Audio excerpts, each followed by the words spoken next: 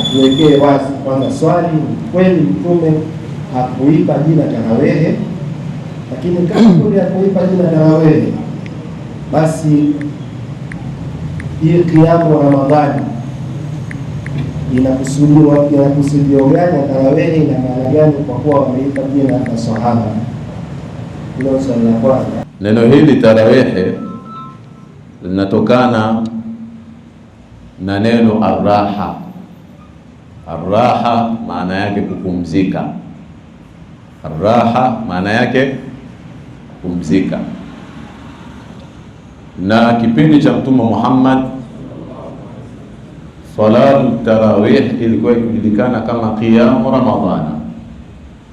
Qiyam Ramadhana. Na ndio maana katika hadithi imekuja man qama Ramadhana imanan wa ihtisaba ghufira lahu ma taqaddama min dhambi. Atakayesimama katika mwezi wa Ramadhani kwa kuswali, kimaanisha salatu at-tarawih, imana, akiamini kweli kweli kuwa ni maagizo ya Allah subhanahu wa ta'ala na maelekezo ya Mtume Muhammad, wahtisaban, na akataraji malipo kwa Allah subhanahu wa ta'ala, ghufira lahu ma taqaddama min dhambi, atasamehewa yote yaliyotangulia katika madhambi yake. Aslu tasmiya, asili ya hili neno imetokana na urefu wa swala walizokuwa wakiswali masahaba wa Mtume Muhammad salawatullahi wasalamuhu alayhi. Walikuwa wanasoma sana Qur'ani, lakini wakisimama sana, wakaweka utaratibu wa kupumzika kila baada ya rakaa 4. Wakaweka utaratibu wa kupumzika kila baada ya ikaitwaje? Tarwiha. Ikaitwa nini? Wingi wake tarawih. Sawa, nimeeleweka hapo? Naam.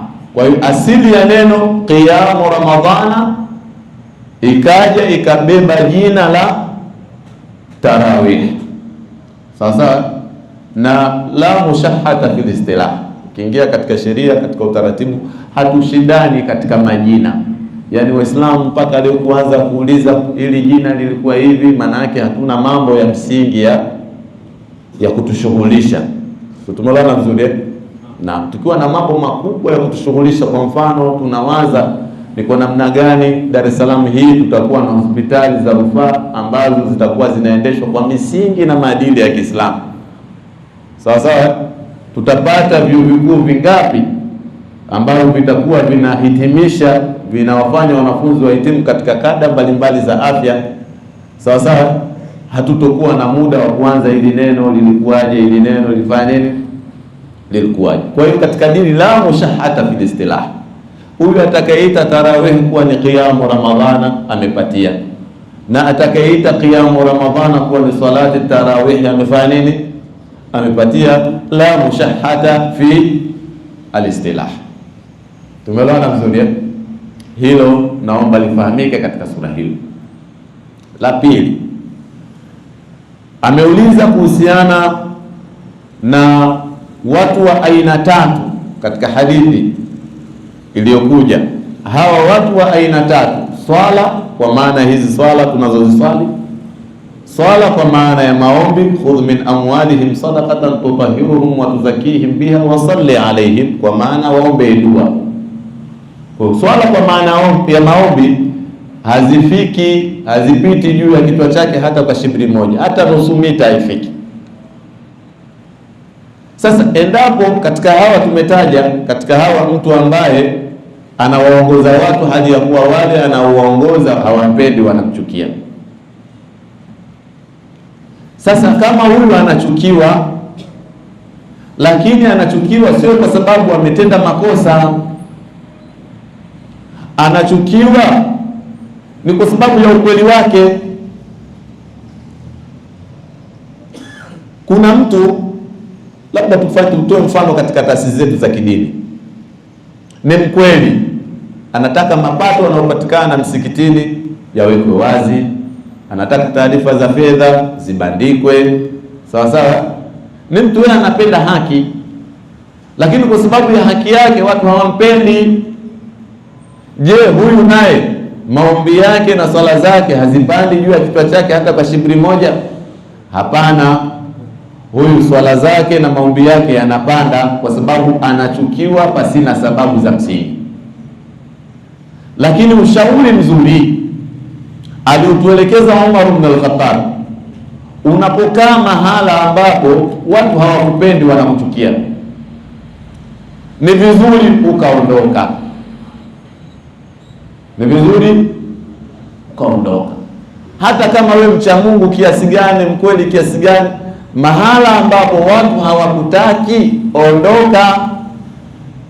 Nitakupeni mfano mdogo tu nimalize swali hili.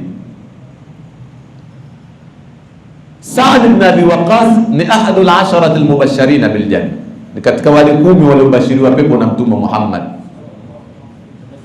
Na Saad ibn Abi Waqqas kana mustajaba ad-da'wa bi barakati du'aihi alayhi salatu wassalam, alikuwa akinyanyua mikono, Mwenyezi Mungu nataka kitu fulani kinakuwa.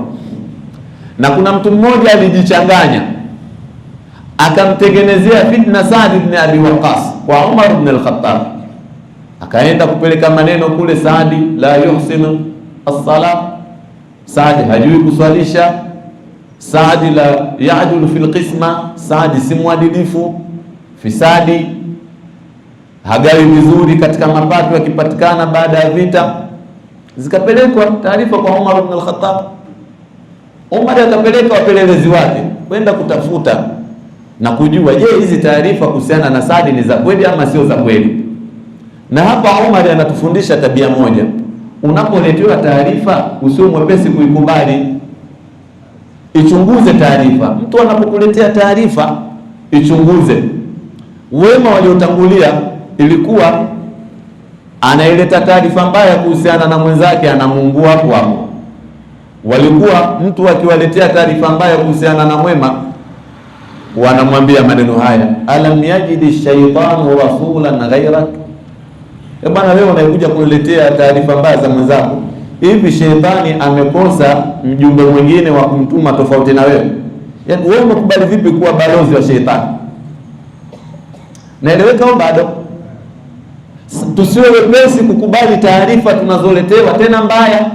Mtume alikuwa anakataza masahaba, la tuhadithuni an ashabi bi shay, jamani tafadhalini msije mkaniambia lolote kuhusiana na masahaba zangu, fa inni uhibbu an akhruja ilayhim wa ana salima sadri, mimi napenda nikitoka masahaba wote niwapende, nisije nikatoka nikakumbuka siku na fulani alikuwa ananisema, si fulani alikuwa hivi. Sitaki msiniambie habari za masahaba zangu, sitaki.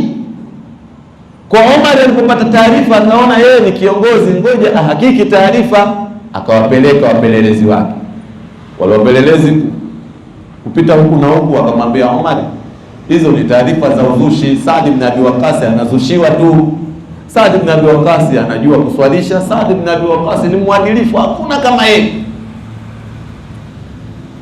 Umar akamwita Saad, akamwambia Saad, sikiliza, wewe bwana umebashiriwa pepo na Mtume, na wewe sina mashaka, Mtume hawezi kubadilisha kumbashiria mtu pepo mtu ambaye ana makando kando. Wewe mpaka umebashiriwa pepo, Mtume kakuamini. Lakini ndugu yangu Saadi, watu wa jimbo lako hawakutaki. Nimefanya uchunguzi wangu, wengi hawakutaki, na nimefuatilia, nimeona huna makosa. Ushauri wako mimi na kuomba Saadi, kaa pembeni, na kuomba Saadi ndugu yangu, kaa, huna makosa, unapatia, lakini hawakutaki, kaa pembeni. Saadi ibn Abi Waqqas akakaa pembeni, lakini kwa jinsi alivyokuwa ametengenezewa fitna, ile fitna ilimchukua. Na muone ubaya wa maneno haya, fitna kuhamisha kusambaza maneno, ubaya wake. Saadi ilimchukua katika moyo, akanyanyua mikono akamwambia, ya Rabb, Allah subhanahu wa ta'ala, ikiwa huyu ameenda kunipelekea maneno kwa Umar, kunichonganisha na Umar, kuniharibia heshima yangu, na kuomba Mwenyezi Mungu mpe mambo matatu, na kuomba Mwenyezi Mungu mpe mambo. Jambo la kwanza, Allahumma atil umra, Mwenyezi Mungu nakuomba kwanza mpe umri mrefu. Unajua ukiwa na umri mrefu kama kuna janga litakusumbua muda mrefu, dua ya kwanza, Allahumma atil umra, Mwenyezi Mungu mpe umri mrefu, wa a'mi basar, na pofua macho yake, mpe umri mrefu, pofua macho yake, wa aridhhu lilfitan, na umkutanishe na skendo za wakina mama. Riwaya zinasema hajafa yule mtu, alifika zaidi ya miaka chungu mzima, zaidi ya 100, akawa mpaka zile nyusi zile kope zile zinaangukia kwenye macho, na akaja kukutwa na skendo za kina mama. Ikawa watu wakimuona wanasema asabatuhu da'watu Saadi, huyu bwana imemkumba, imemshika dua ya Saadi. Ninachotaka kusema kitu gani? Mahala hawakutaki, kaa pembeni, hata kama unatenda haki.